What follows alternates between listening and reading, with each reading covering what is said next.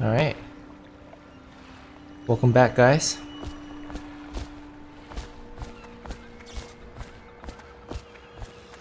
Let's play some more Dishonored. I expect they're hard at work in there. Best join them. They'll help you get whoever really killed the Empress. Alright, cool, I'm thanks. sure the Admiral was anxious to meet you. It wasn't easy getting you here. We found our man. We can continue this later, Lord Pendleton. The man of the hour is here. Corvo, I'm Admiral Havelock. A true servant of the Empire, like you. Until the Lord Regent purged those of us who wouldn't recognize his claim on the throne. And I'm Lord Trevor Pendleton. I represent the nobility in our little group. But we all act as equals here at the Hound Pits pub. This is a momentous occasion, Corvo. I'm going to come out with it. We've been building a coalition of loyalists, aimed at ending the Lord Regent's tyranny and restoring the throne. At risk of execution, we're committed to finding young Lady Emily and seeing her crowned as Empress. We've got big plans, but we can't do any of it without you.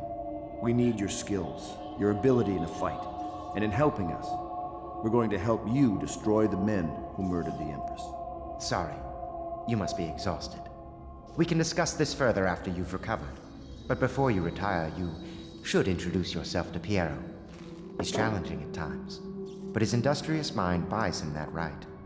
Piero, huh? Alright. Yeah. What is he, an engineer? Piero's as much an artist as a technician. He's going to be crafting the gear you'll need. Go talk to him, and then get some sleep. Alright.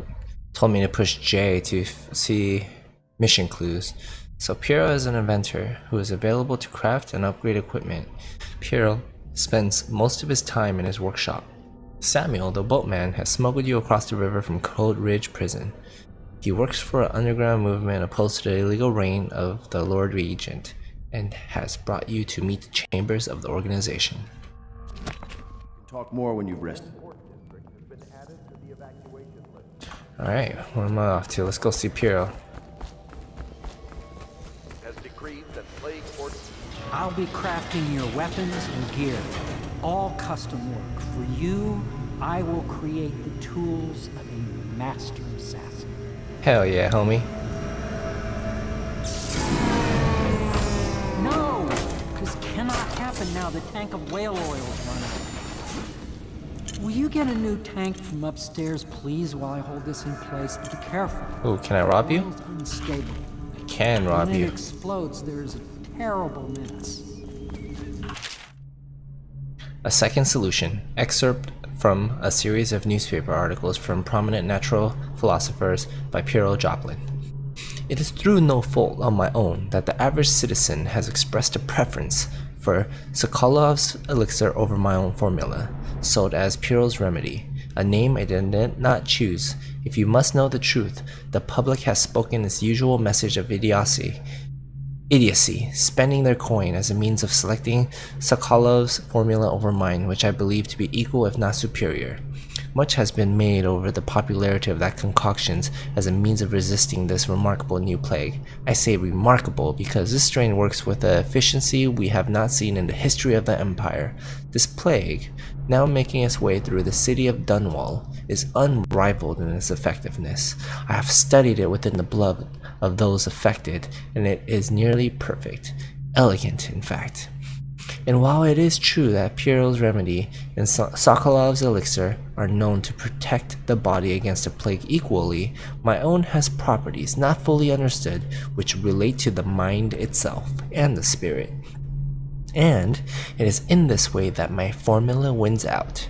Here is where one should pay attention to this contest, for you see, Sokolov's elixir, with its emphasis on the brute animal body, is a cross goo better suited for livestock.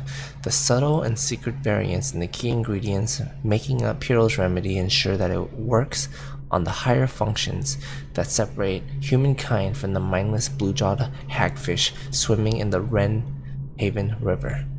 Alright, so basically Piero's formula also makes my mind clear, so that must mean I gain some mana or something, on top of being able to heal me or whatnot. Sounds good.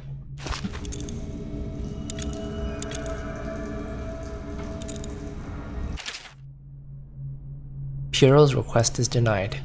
Piero, no, I will not sign off on these purchases. A bag of powdered crystal?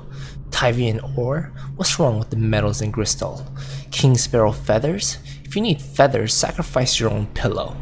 Maybe at the academy everything you needed was paid for by tariff and handed out willy-nilly, but this is my bar, or what's left of it, and we're operating on a budget. We're running low on oil, food, elixir, building materials, and everything else, so you've got to slow down. While I'm footing the bill, I will not approve your purchases unless they're absolutely required. No more copper wire or special herbs. If you need those things, go out and scavenge them. Half the city is in ruins, so no one is going to miss any of the old crap you seem to need. Admiral Havelock. Alright, so this letter tells me that to upgrade my gear, I'm gonna need to find my own stuff. That's fine.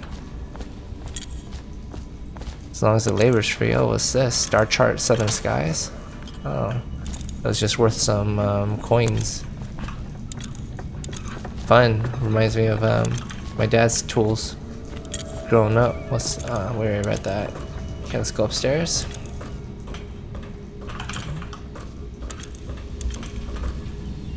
Dear Counter Responsibilities. Excerpt from a manual on new City Watch procedures. Dead Counter Responsibilities. Commissioned by the Lord Regent in the face of the growing plague crisis, the dead counter is a position that will only be given to officers, usually of junior or middle grades. In most matters of edict or curfew enforcement, these officers will defer to the acting officer on duty. However, any dead counter will have command in situations related to the plague and the handling of the dead, including those with late-stage plague symptoms, called weepers in common parlance. Starting in the month of rain, interested officers may apply for the test, and if accepted for the 2-week training tour, pay will be administered in coin and rations of elixir at 1.5 normal pay rate. Alright, so they're recruiting. Whale vivisection. Excerpt from the notes of a natural philosopher aboard a whaling ship. Remarkably, each specimen I had the pleasure of studying during the voyage possessed some minor variance in physiology. On the second leg of the trip, east of Tivia, the crew hauled aboard a female some 20 feet in length. I estimated that she weighed 35 tons, and the ship sat low, rocking side to side through the night with her thrashing. By candlelight, I took her apart, stretching and taking notes. Against her bellow, I cut into the massive tentacles around her mouth. Within, I found row upon row of teeth, and a baleen running along the upper jaw. Through this broom-like structure, I assumed she filtered food from the water that was too small to be chewed. Doesn't really tell us much besides the anatomy of a whale.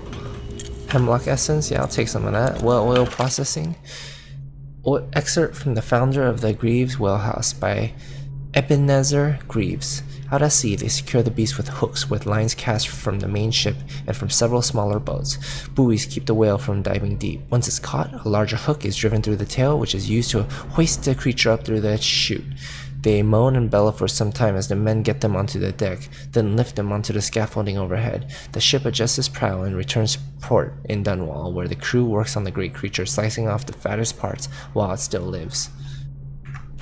So that's how we get the whale oil, I guess, too.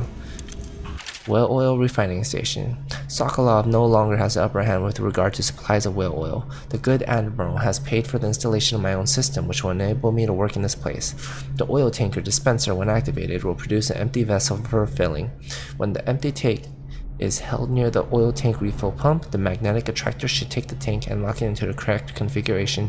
Using the lever will begin the refilling process. Once refilling is completed, the tank can be removed and placed in service. Extreme caution must be used in handling the full tanks. They are quite unstable. The system is sound and well engineered. It appears that the Greaves Oil Company has done something correctly for once. The Academy teaches that absurd idea that the energy in whale oil arises from the need to maintain life functions at extreme ocean depths. The pressure and the cold are too much to endure without it. I speculate that a human being might, by a process of adaptation, produce high-energy humors in the body. I could build a tank that would slowly increase pressure on a subject over a long period of time, and then observe them for years if need be, to see if the formulation of energetic substances developed. Surely the Empress would be able to furnish me with facilities, subject to the necessary legal amnesty. No, I don't think so. But that's probably why you guys got rid of her. Alright, what is this? Dispense empty tank.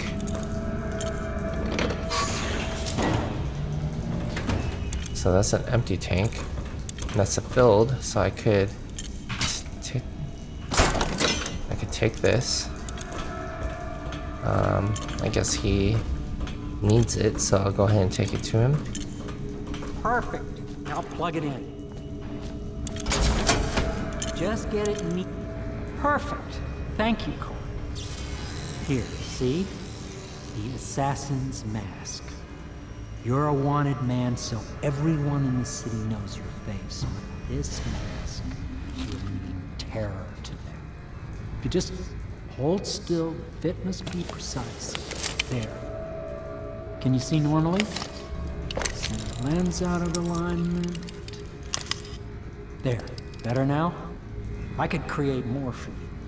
Upgrades for your gear, weapons, munitions. But our situation here is desperate. Scavenge the city for valuables and I will resell them on the black market. That should give us the money to craft the things you need. I knew he was gonna ask me to scavenge. That's what the note said. Alright, let's have a look. I have like 500 coins or something. 683 coins. Ooh, I could definitely use more crossbow bolts. I tend to use those a lot and damn, they're expensive. Ouch. Alright, bullets. Oh, I'm out of bullets too. Damn, I'm broke. A spring razor? What's this? A trap that can be placed on nearly any surface. Ah, I want it. A spring razor trap can be attached to any surface by aiming at it and pressing right click. It will be triggered as an enemy approaches it, throwing up a cloud of shrapnel. Sounds good for bosses or whatnot, or maybe groups of people. A grenade? Ooh. Rewire tool allows you to rewire circuitry and turn security systems to your advantage. Consumed on usage. Ah, god. I was hoping I could keep it. I'm getting broke. Alright, I think this is good for now. I don't really intend to sleep too many people. They could die for all I care, so that's what this game is about. I'm an assassin. I advise that you get some sleep. Your life will get even more difficult soon. You should rest while you can. Alright. I'm gonna look around a while first. I want to go mess with that tank upstairs. I'll come back if I need some sleep. Let me know if you need anything more. See ya. Alright, let me go mess with this tank. Just in case it matters, so I can move that to there. And then fill the empty tank. Oh yeah, now it's already full. Look at that. So I guess we're good. I didn't need to do that after all. Is there a book underneath I didn't get to read? Oh. Failed Experiments. Excerpt from a series of lectures on natural philosophy by Piero Joplin. Of course I have attempted to improve upon Sokolov's designs, of course, and why not? After all, it is likely that his thinking was influenced in a small way by our time together at the Academy. We are all part of a community, striving to unknow the mysteries of the cosmos. Even those among us who possess the greatest minds are often led to a fruitful line of consideration by, how does one say it, our intellectual subordinates. Sokolov is no exception to this, despite the glamour of genius he has cast over the aristocracy. And further, it is true that many of my experiments have failed. No need to gossip about it behind my back in your social clubs and in the very chambers of the Academy itself. Great ambition requires risks. You may laugh now at my door to nowhere, but someday you will not. Your children will likely see it as commonly as you see the electric lamps lighting our streets at night. But a few short years ago, you would have laughed at Sokolov's arc pylon or wall of light. Your laughter, your condescending smiles, they are nothing but evidence of your own limited imagination. Damn, that's some intellectual hate going on. What's in this trunk? Nothing that I need.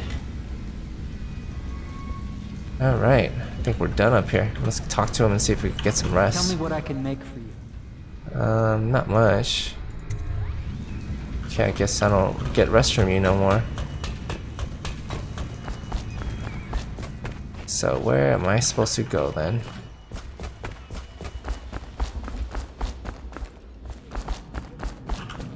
You've met Piero. Good. You'll want to get some rest now. You'll be needed soon. Alright. I want to get some rest. Where do I go? To my room? Unbreakable metal door. Ooh, is that a chest? Nope, just an empty trash can. We've gone exploring. Alright, I'm gonna go to my room. What's this? I'm just trying to find my room.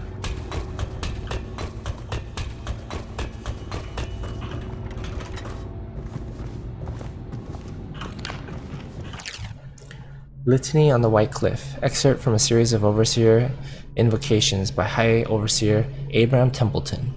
And I say to you, brothers, it is here that we make our stand as a righteous force against the growing darkness. It is here that we unite against the spirits of the unknown that would drag us screaming into the night, never to return to our homes, to our families. Together, we will serve as a rod to those who would stray from the herd, for the froggy, gray waste of the outsider. We will burn a bright fire within our virtuous actions so that others will not lose their way. And to those who choose to wander beyond the walls of our home in far places, we will strike at them swiftly before they whisper to their neighbors, filling their hearts with strangeness and doubt.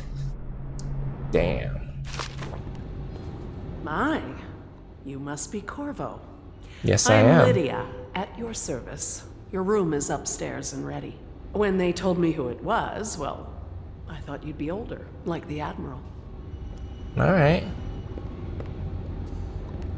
You see how she like walked back and forth? I wonder if that was on purpose. It's like she wanted to give me a good view or something. To house or care for a friend or family member who shows. Alright, Harpooner Songs. Excerpt from the Book of Sea Shanties sung by sailors. What will we do with the drunken whaler? What will we do with the drunken whaler? What will we do with the drunken whaler? Early in the morning, feed him to the hungry rats for dinner. Feed him to the hungry rats for dinner. Feed him to the hungry rats for dinner. Early in the morning. Hey! Oops. Way! Hey! And up she rises, way, hey, and up she rises, way, hey, and up she rises early in the morning. Slice his throat with a rusty cleaver, slice his throat with a rusty cleaver, slice his throat with a rusty cleaver, early in the morning. Stuff him in a sack and throw him over, stuff him in a sack and throw him over, stuck him in a stack and throw him over, early in the morning. Way, hey, and up she rises, way, hey, and up she rises, way, hey, and up she rises, early in the morning. Alright, I'm tone deaf. I would never have sung that song if I wasn't recording this for you guys on YouTube. Thanks for watching, guys. Made a fool of myself.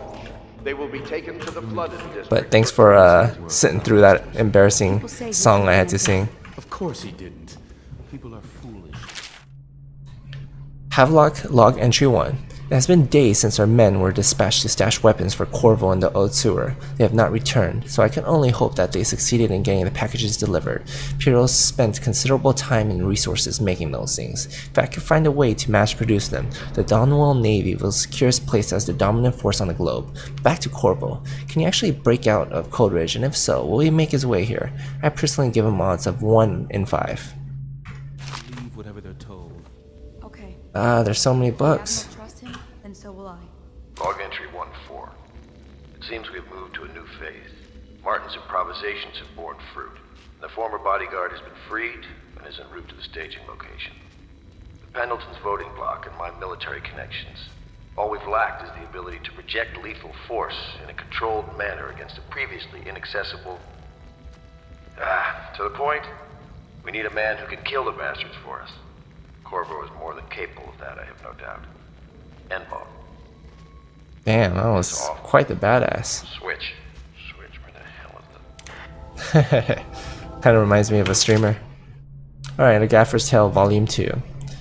Excerpt from the travel journey of a whaler in its final years, A Gaffer's Tale Volume 2, or A Gaffer's Final Passage.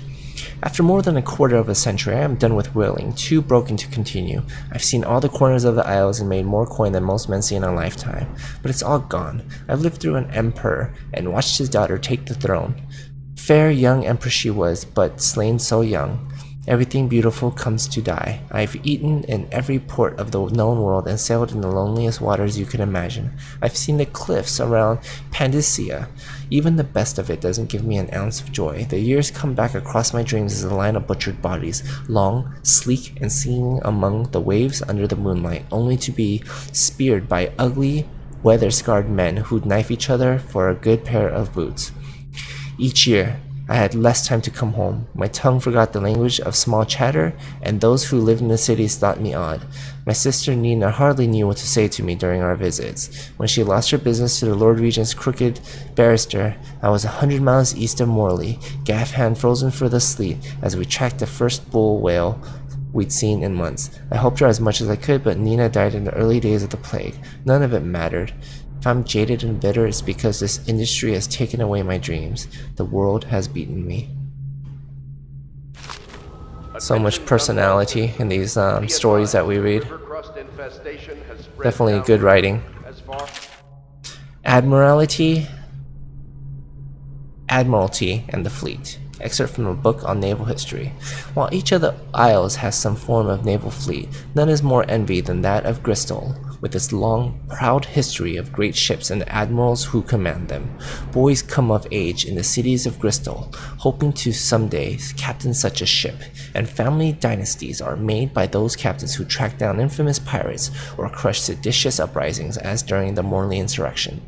In times of war and peace, Bristol continues to innovate at sea. The ship designs of Anton Sokolov himself now represent the highest standards in the whaling trade, allowing crews to haul their kill up over the deck and begin their butchery and processing, even as the ship returns to Dunwall. The crews can be seen working on their latest whale as the ship moves slowly up the Wrenhaven River, coming to dock with one of the powerful warehouse companies such as Greaves Whaling House, suspended in the rigging overhead and backlit by the setting sun. The silhouette of one of those creatures makes a moving sight as it cruises to its final resting place in the industrial heart of the capital city. With all this talk about whale fat and whale oil, I wonder if the plague has anything to do with it, but seeing as the people in closest contact with the oil isn't getting sick much, maybe they're carriers instead of getting sick themselves. Excerpt, this is just a little conspiracy theory of mine, we'll see if it comes true. Excerpt from the travel journey of a young whaler, A Gaffer's Tale Volume 1, or A Gaffer's Early Adventures. My sister Nina and I left Tivia together, saying goodbye to our aunt, the woman who had raised us since childhood, leaving behind our home city of Yarrow and the code, but beautiful white landscapes we had always known. We boarded a ship for Dunwall. Our parents had left us with a sizable inheritance, and we spent half of this getting to the capital city and establishing a small import shop dedicated to Tivian furs.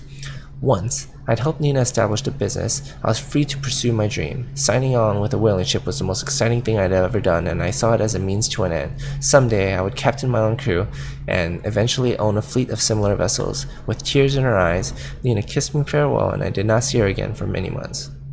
As an apprentice to the gaffer, I got to see the trafficking and killing of the great beasts up close. Nothing had ever fired my spirit so as the wind-pounding waves, racing after a wounded whale, being pulled by a skein of cables embedded in its thick flesh. I changed more in those first 7 months than I had in the previous 7 years. Whaling was beginning to put its mark on me so that Nina barely recognized me when I returned, tanned and sinewy with muscle, weather creases already wrinkling the corners of my eyes, but she could see that I was filled with joy, having found my purpose. Processed whale oil, very nice. We read that.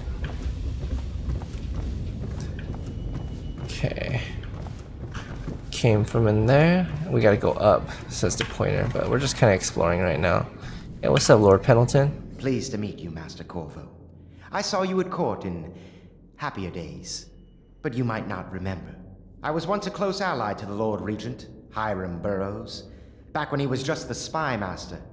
He's one manipulative bastard, I can tell you that. Can I steal from you right in front of you? My furnishings have been installed at last with no small amount of complaining by that antiquated boatman. The others have no idea what it's like to suffer as I have. Speaking of which... Wallace! Please breathe 2 bottles of Dunwall Red, never mind which, and fetch a clean glass. Well, I'll begin again tomorrow. I kind of zoned out for that one. It wasn't that exciting, I guess. Alright, let's see. Not gonna take any empty bottles with me. I guess it's time to go upstairs. Let's get some rest, shall we? What's up, Wallace? Please follow me to your quarters. Alright. Why were you heading down the stairs for a second there? What, your padding wasn't programmed well? Anyone with information leading to the location or return of the daughter of our beloved late Empress is required to speak to the city watch. Parts like this where you're following someone is where like joysticks would come into play, because it's like, for me, it's like all or nothing going forward. I gotta go into little bits and pieces instead of having like a walk mode. Oh, This is your room. It was chosen to give you privacy. I understand you'll need your rest. let's change to my crossbow. Alright, so that's my bed. What's up with all these empty bottles? What am I supposed to throw with this? It's just to attract the enemy's attention. Alright, I'm gonna go to sleep soon. Just wanna check out my quarters, make sure I loot what I can. Oh. Quick escape later if they come barreling into my suites. You know what they say, you always gotta have an escape route. Yeah, let's go to sleep now. Sundown to sunrise, unless you are other.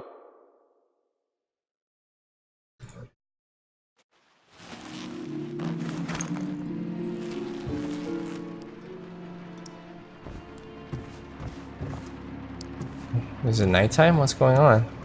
You know what? Let's check outside first. Oh, what the hell? I was able to go through here earlier and now I can't. That's different. What the heck is this? Oh, it's like a dream world. Look at that. Okay. This is cool. Kind of reminds me of Dark Age or Dragon Age Origins a little. Hello, Corvo. What's up? Your life has taken a turn, has it not? You know it did. The Empress is dead. Her precious daughter Emily is lost somewhere in the city, and you will play a pivotal role in the days to come. Will I now? For this, I have chosen you and drawn you into the void. Dark I and am mysterious. the outsider, and this is my mark. There are forces in the world and beyond. Kind of like BioShock Infinite. Great forces that men call magic. And now, these forces will serve your will. Use this newfound power. My gift to you. Awesome. Come find me. So he's, what is he, like, he's the outsider. What is he, some kind of like mage or something? He's a real person at least. Alright. The power to blink. Press right click to execute a fast and stealthy forward dash through the world. You can also use it to move upward, but the distance is reduced. Aiming at ledges will allow you to blink forward and climb up. Okay. Hold right click to target your destination with precision. A blue sphere indicates that you should reach your destination. A blue arrow indicates that you will climb up when you reach your destination. So blue means good. Got it. Okay, so they want me to try this ability out here, basically. I'm gonna try to hold. That blue? Where's blue? I gotta get closer or what? Oh! Alright, they said it would turn blue. I didn't see nothing turning blue. That's not blue, that's white. Oh god, it's the Empress. Fallen letter. You cannot save her, you cannot save her, you cannot save her, you cannot save her, etc, etc, etc. Damn. I guess I couldn't save her. Imperial spiritual remedy, yes, we learned about that from that book. It's the better one. Press T to drink a mana potion. Okay, so R for health, T for mana. I still have some mana left, so I'll hold out. I don't want to use Imperial's stuff too soon. Oh god, look at these people. They look so ugly. Guess they're supposed to look like that? Alright.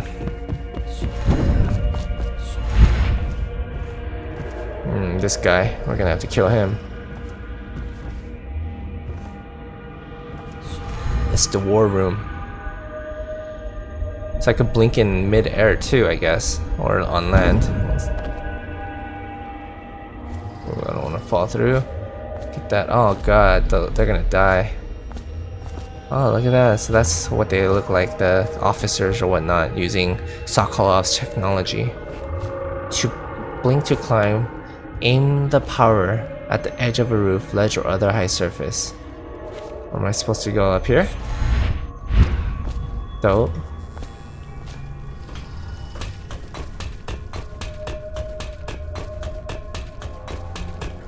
Oh. It's very responsive, by the way. Oh no. I got too cocky with that ability. Good thing this is just training after all. Okay, I'm kind of starting to run low. Wait. Yeah, I'm going the right way. Run low on mana. Okay. Okay, so it fills me up about 90% of the way. Not too terrible. In the days that follow, your trials will be great, Corvo. Mula now. Seek the ancient runes bearing my mark in the lonely places of your world, and at shrines raised in my name. I'll try. These runes will grant you powers beyond those of other men. What's up with the camera flicking up and down? These runes, I give you this, the heart of a living thing, molded by my hands. With this heart, you will hear many secrets, and it will guide you toward my runes, no matter how they may be hidden. Listen to the heart now, and find another rune. Alright, I'll try to find your stuff, man. This is the end of all things. Equipping the heart in your left hand helps you locate bone charms or runes even through walls. The heart beats and lights up when you are facing a bone charm or rune, and it beats faster as you get closer. The heart will whisper secrets if you press right click while targeting a person or location. All of time's meaningless here. Neither seconds, nor centuries. Uh-oh, it started to beat.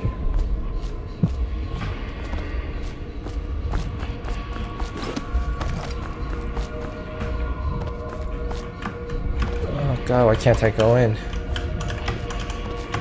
Thank you.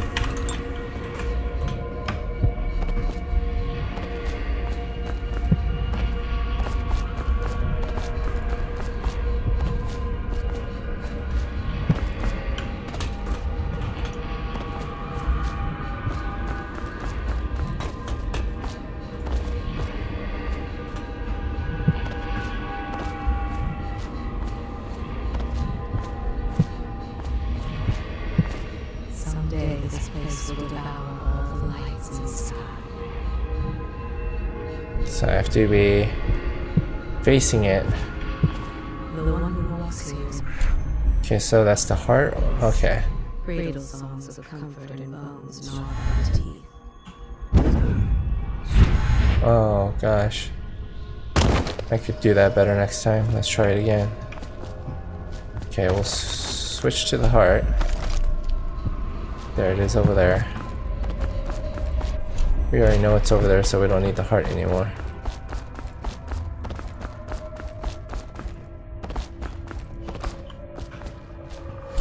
Guess we still do.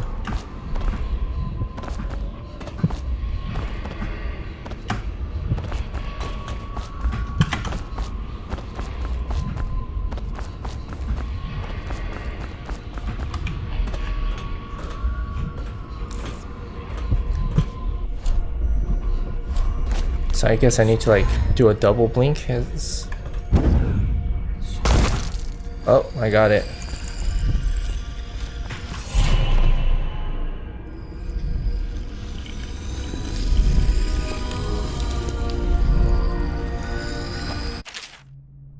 Runes and acquiring powers.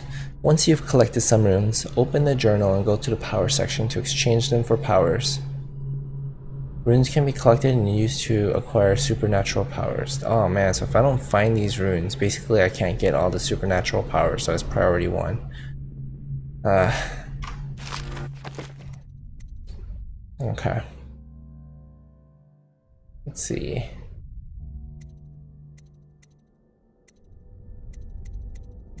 Everything costs 3 runes on that side. This costs 1 rune. I have 1 rune. Dark vision. See in the dark and see living things through walls, including their fields of vision. Representations of the sounds that you make are also visible. So it gives me night vision. What's this? Vitality. Health is increased. Build up adrenaline, then trigger brutal melee fatalities. Jump height is increased and falling damage is reduced. This looks like it could be useful for getting to high places. I need to save for that. Unaware enemies who don't see you turn to ash as they die. That's gonna be fun. Damn, I gotta get a lot of runes. Wind Blast. Powerful wind that can push back or knock down enemies and shatter doors. Summons a swarm of rats that will attack others, then disperse after a short duration. Slows time for a period of time. That's gonna be cool. Allows control of animal targets for a short duration, so I could see through their eyes, like take over a rat. I'm guessing. And it shows me tutorials if I want to see one. Just for fun, let's check out Shadow Kill. How is that a tutorial? I just read the synopsis. Man. Alright, but that's cool. How you use what I have given you falls upon you, as it has to the others before you. What? There were more before me? And now I return you to your world. But know that I will be watching with great interest. Ah, what a perv. Stop watching me while I sleep, homie. The Hound Pit Pub. Hidden allies. Hidden in an old bar on the river, your new allies have plans to share with you. Meet with the loyalists in their circle to learn what they've got in mind. Press any key.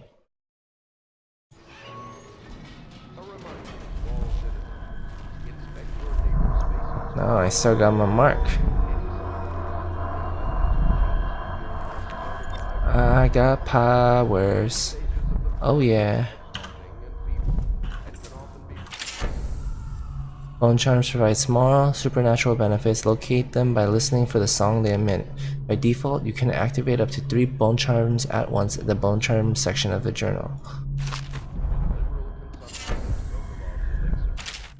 The Journal of Granny Rags. Excerpts from the ramblings of the sweet street denizen. Of course I'll tell you, dearie. I won't keep any secrets from you in the end. All the dreary days of my life are like are like the windows of a house. From the kitchen, I can see out into the garden where the leaves and stalk are brown and bug-eaten. You can see a little lump of dirt where something was wrapped in a blanket and laid to rest along the rows of twisting vines. The front room looks out into the street, where the neighbors are all setting fire to their homes, barricading themselves inside. Warm and snug, dearie. Don't forget about the bedroom either. It sees into a dreary alley where hooligans are playing a game with an old man. The first 2 are hitting him with sticks, and the girl with them is kicking at his dry old ribs. Oh, to have those bones. To boil them in a pot. No one lives in my house anymore, dearie. No one you'd want to meet. When I lived there with my husband, we were fine people. Bien morais, everyone would say. Your house is as grand as Boyle Manor, better even. Your dinners are lavish and your parties are the best. When that young Sokolov came to paint my portrait, I was nearly still in my prime.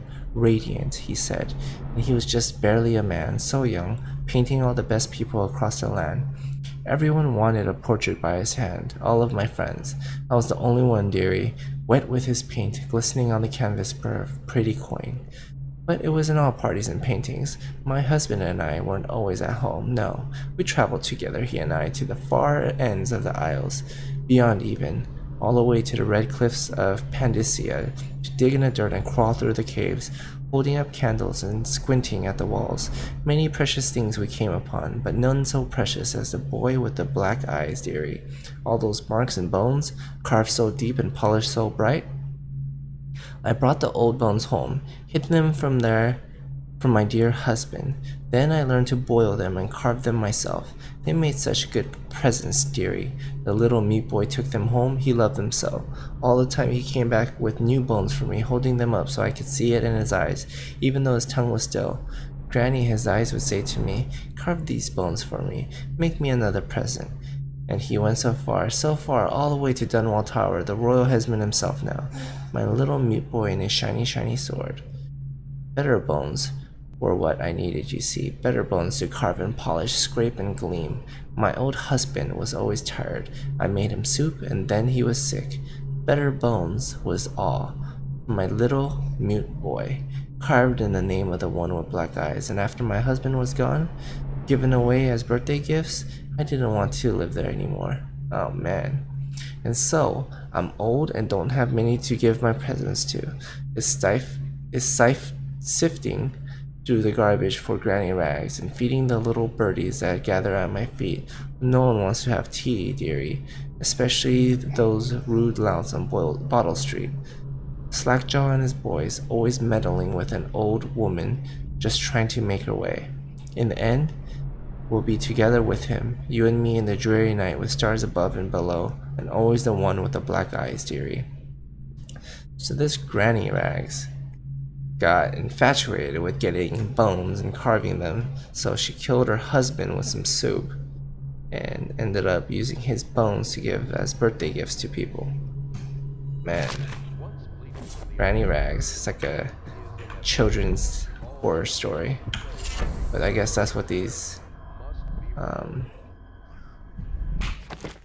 bones are, the bone charms that I'm collecting are. I guess they have some power to them. Alright, let's see. Powers effects slightly improved. Let's equip that. Gutter Feast. White rats can be consumed for mana. Okay. White rats won't attack you. So white rats are my friend now. Cool. How many points do I have? I still have 1 point. They're asking me to use my 1 point. I was gonna save it, but if I have to use it, HP or Vitality. Vitality, I mean, or Dark Vision. Let's go with some HP. You have an extended health bar at level 2. You will regenerate more health faster. Yeah, you know, HP is always important for boss fights and stuff, especially. So we'll go with that. Dang, where did all this stuff come from after I took a nap? More bone charms.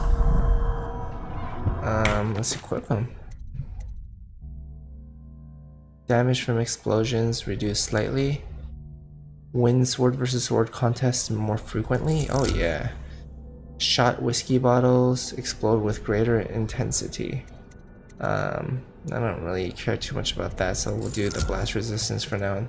They're kind of both a little boring to me. Early life and criminal record, Slackjaw. Excerpt from a series of letters sent by a member of the Battle Street Gang. You want the chinwag on Slackjaw? What he was like when he was young before he got his name? Oh, he's got a cool head now, but it weren't always like that in the days before he was boss of the Bottle Street Gang. Time was, young Slackjaw wasn't such a reasonable man. Like most of us, he grew up on the streets, running with a pack of rough, ragamuffins, and avoiding the law, pitching whatever he needed. Dark-haired and dark-eyed, smoking a pipe by the age of 10. For them, born into the brothels or coming from the orphanages. It was either the gangs or working with the mudlarks, and no one wants that. Some got pressed into the Navy or put down into the mines, run by the Pendleton or Boyle families. As hard as it was on the streets, as hungry as we all got, at least we was free. By the time we weren't little ones anymore, Slackjaw was one to watch, usually calling the shots when we took down a farmer's cart or sidewalk street vendor. He'd come up with a plan, give everyone some part to play, and decide on the split. Most of us just went along because we learned fast that we made out better like that. More food, more coin. Plus, none of us wanted to deal with Slackjaw when he was enraged. He worked on a couple big jobs with Black Sally across town, and that was enough to get the attention of the other bosses. He wasn't just a street kid anymore. Now he was up-and-comer, which meant trouble. Another guy who fancied himself as such was Mike the Fish, who was working his way up running the protection racket among the factory women. One fine evening, we're all talking in a baldy show in the theater house. Mike the Fish and his lot are there in the cheap seats too, just down the aisle from us. Mike gets a wild idea. He wasn't big on planning, and throws a heavy ceramic spittoon at Slackjaw, hits him square in the face and breaks his jaw. We look to see if there's gonna be a blood brawl, but Slackjaw just points at the door and we all leave, with Mike laughing at our backs. Waking up the next day without telling us why, Slackjaw motions for us to all follow. He still can't say a word, so we just come along. We stop at the docks and Slackjaw actually pays coin for it, a heavy chain covered in hooks. It's for fishing in the deep, something you'd attach to a long line off the side of a ship.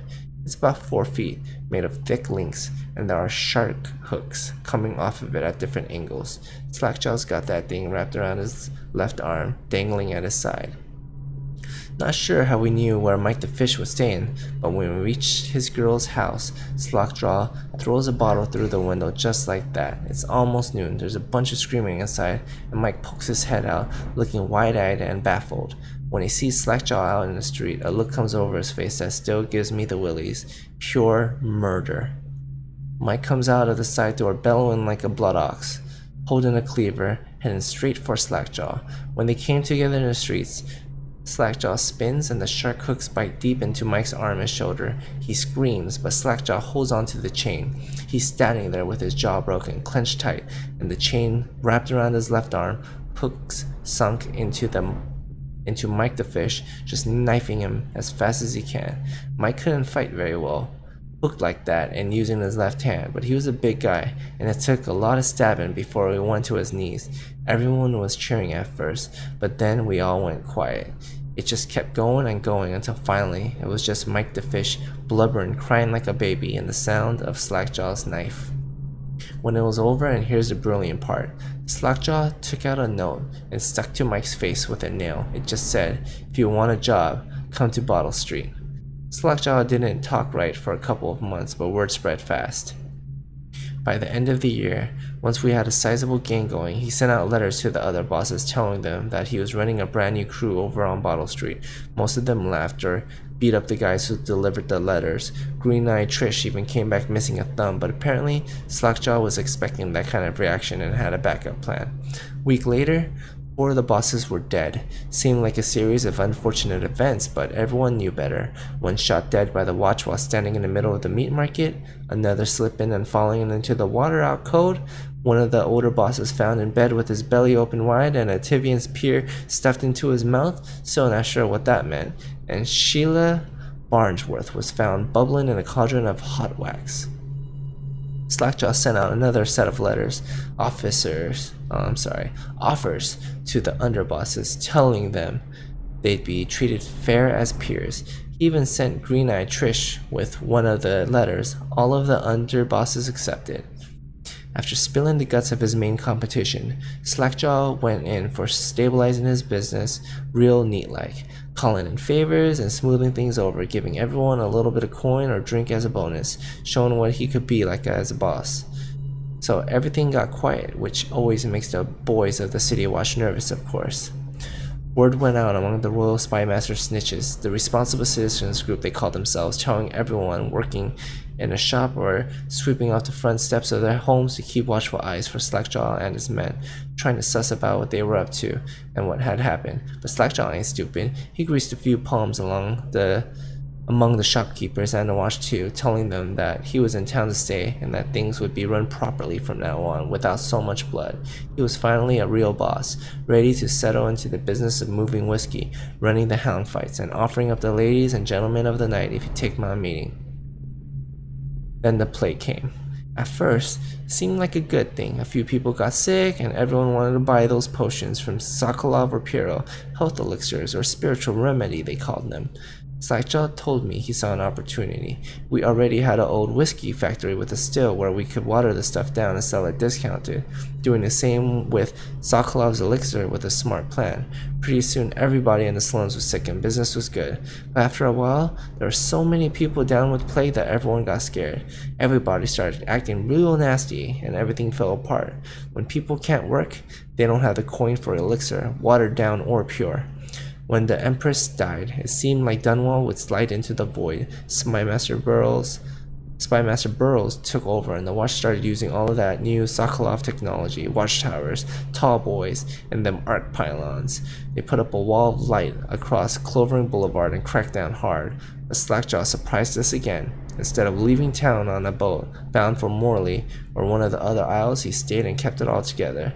We get as much elixir to fight off the plague as the city watch, with their taxes and rations, and that's kept us alive so far. Crowley, Bottle Street Gang. Alright, so we just learned a lot of lore. Basically, to sum it up, Slackjaw's the boss in this area, and he and the watch kind of coexist together because he pays them off. So he's embedded in the community now. Get a bone charm, more bone charms. Oh man, so many bone charms to choose from. Empty bottle, some coin, a pouch. Alright. Rumors and sightings. Excerpt from the Overseer's Covert Field Report. For over a year now, I have lived away from the Abbey without the company of my Overseer brethren or the guidance of the blind sisters of the oracular order. Days have passed with me sleeping in the dens of cut purses, murderers and worse, and the nights have seen me prowling through the worst alleys and drenched corners of Dunwall. I have taken my meals with killers. At times I have ventured beyond the city walls, meeting in forgotten graveyards and the outlying ruins frequented by those of ill means. My beard has grown long and I wear the weathered clothing and bits of boiled leather favored by the Bottle Street and Hatter gangs, and by those rough men and women who make their trade knifing others in return for coin. My hand have run red with blood is true, but I have selected my targets with care, choosing amongst those criminals and heretics who are not fit to live, executing them justly, and using their deaths as a means of building my reputation. So far, this trick has allowed me to make my name amongst my murderous colleagues without taking the lives of the innocent. My goal is singular. I must impress the assassin named Dodd in order to get close to him. Of all of the practitioners of magic we have tracked, none concern the Abbey as much as Dodd. It is said that his mother was a witch from one of the archipelagos off the Pandician coast, taken captive by pirates venturing far from the Isles. According to the legend, by the time the ship returned, the captain was dead and the witch controlled the crew, with Dodd still a shadow in her belly. The earliest stories tell of a gang killer without mercy moving among the shopkeepers and city watch officers of Dunwall like a reaper through wheat. Then a period of silence followed.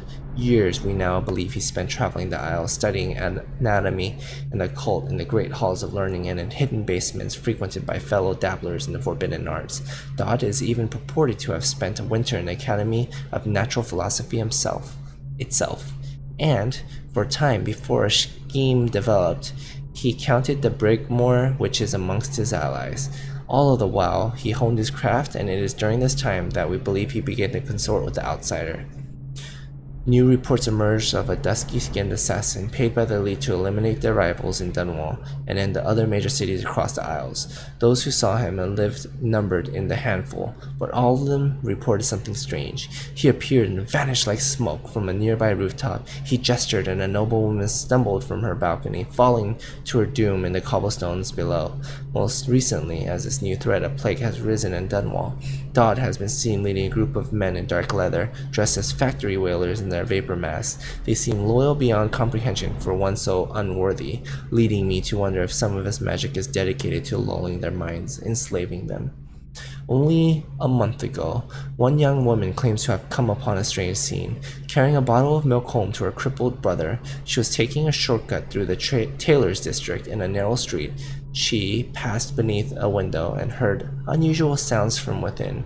Pushing aside the ratty curtain, the girl saw into an abandoned apartment used by miscreants for gambling and trading haberweed. An occult shrine had been erected against the far wall, which she recognized from teachings given to her by her local overseer. A man she described as resembling Dodd was kneeling before the shrine, muttering into an unseen spirit as if in argument. He took a carving made of pale bone from the altar before him, and the lights all went out in a gush of unclean wind. Quiet as a field mouse, she slipped away, running until she reached her home. There could be no doubt. Dodd is an agent of the outsider and must die, for there is no limit to the evil this man might do. This is my solemn oath and the great purpose of my life. Until Dodd is dead and his corruption has been purged from the world, I will continue to move among the depraved, winding my way toward him. I will not drop my guise or don my overseer's mask again until Dodd breathes no more. Wow. So this person hates Dodd. He's an overseer. Really hates Dodd, who basically works together with or for the outsider. Alright.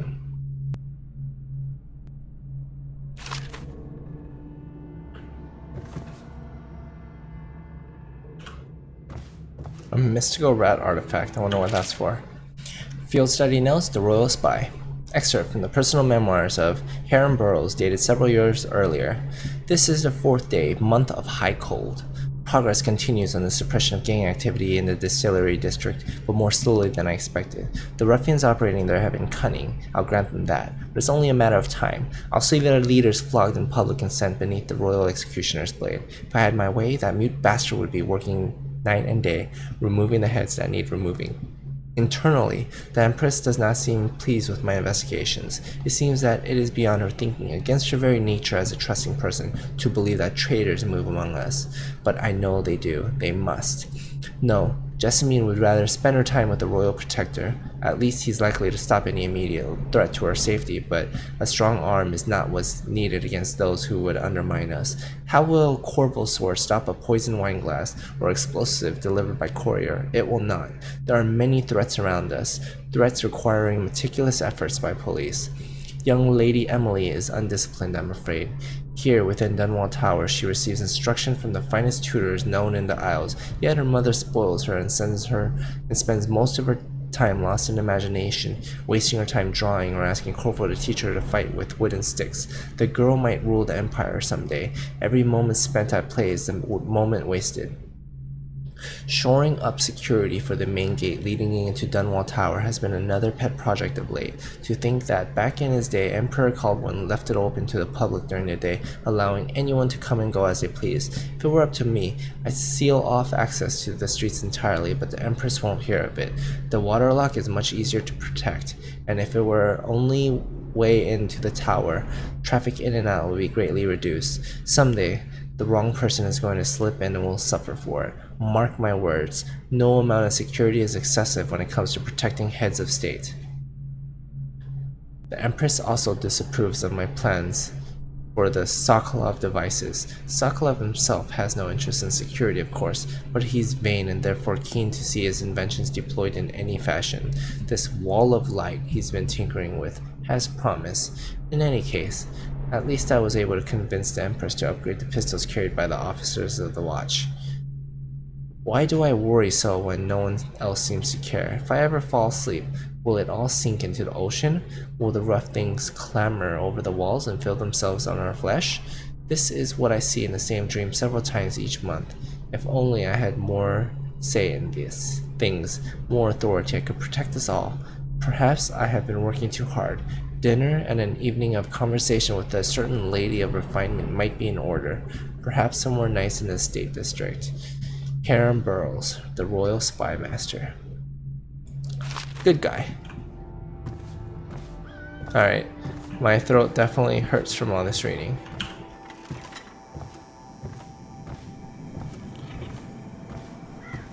Should I clear space for Samuel then? If you like, but he won't use it. Why? He can't sleep in regular beds anymore, or that's what he says. Says he was in the Navy too long. Can you believe it? Oh. That pile of wood out there? It's a hovel he built from an old rowboat. Where does Admiral Havelock find these people, I wonder?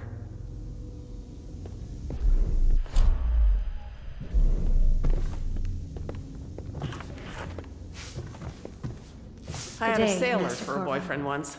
He thought he'd strike gold digging in the Pandician cliffs. Are They you a found his ship nobleman, drifting Corvo? empty. No one seems to know much about you. By your bearing, I'd say so. Lord Pendleton's great-grandfather. Let's go downstairs, shall we? Oh, what's this? Doesn't bear repeating. Even the finest blood can go bad.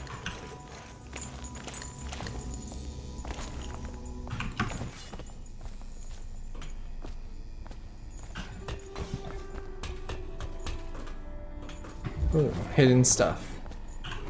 Some whale oil, 30 coins. Buy some ammo with that. What kind of key do I need? Is that? Old Port District sewer key needed. Okay. Keep my eye on that. Well, let's get down to it. First off, I know that assassination is dark business, but sometimes good men have to do bad things to make the world right. Our purpose is clear. We want to restore Her Majesty's line by finding and putting Emily Cauldron on the throne.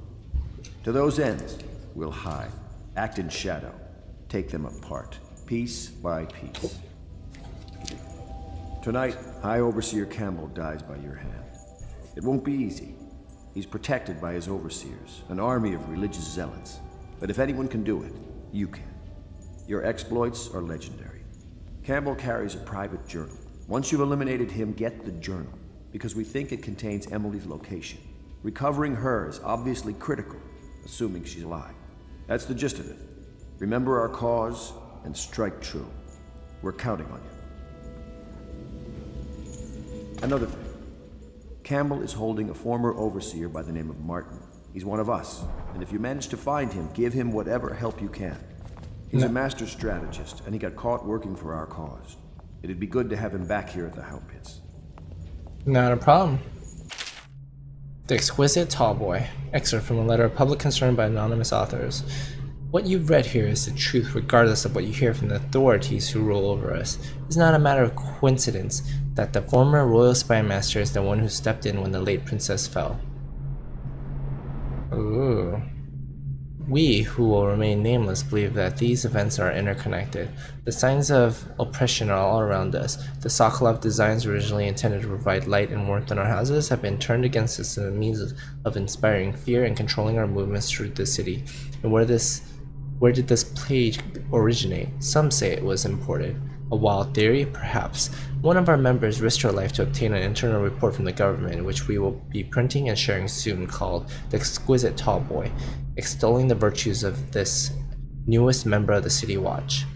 To those of the streets below, these virtues were horrors, spread by assaulted thugs who rained down fire on the sick and the poor. To these eyes, the Tallboy is another government bully, armed with incendiary devices, thickly armored, and standing high overhead, looking down at the common people of the city. We now know that the Tallboys are heavily drugged, imbibing a substance that renders them resistant to pain, but also dulls whatever empathy they might normally possess. Exquisite? We think not. Copy these words and share them with your neighbors, and remember, when the tides are lowest, the truth will be revealed.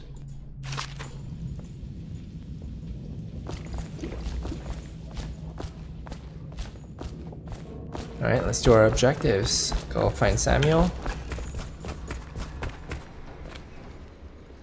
Corvo. Hello. I'm Callista. I work here for Admiral Havelock. I'm sorry to intrude on your business, but this is important. I suspect you're going to kill the High Overseer. That wretched man. There's really no reason for you to listen to me. But my uncle, Jeff Kernow, still serves as captain in the City Watch. But he's a good man, and my only family. The chatter in servant circles is that Campbell just took delivery of an exotic poison. And I think I know why. My uncle's not corruptible like the rest of them. Campbell is going to poison my uncle. Do you think you could protect him? You used to do that, right? Before you had your current profession. Before you became an assassin. Is that a side quest? Spare Captain Colonel. Alright, so I guess I could do that. So I wonder if I could accomplish this quest by just putting him to sleep or something. Or if he'll attack me. I don't know, we'll see.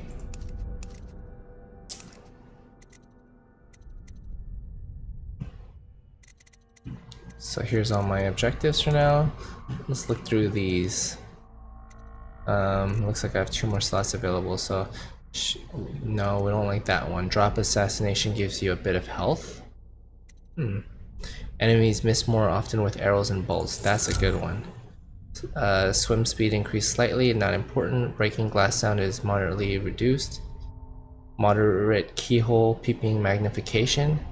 Breathe capacity in water slightly enhanced, or increased slightly.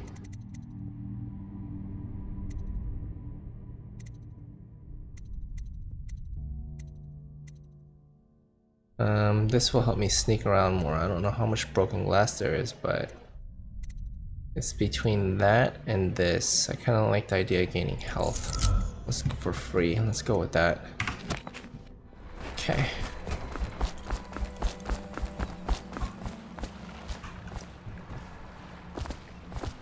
Just wondering, sir, if you thought about perhaps seeing Piero before venturing into the Overseer's nest. I'd recommend going with the best gear you can get together. Alright, let's see if he has something free for me. Because I spent all my money on him already.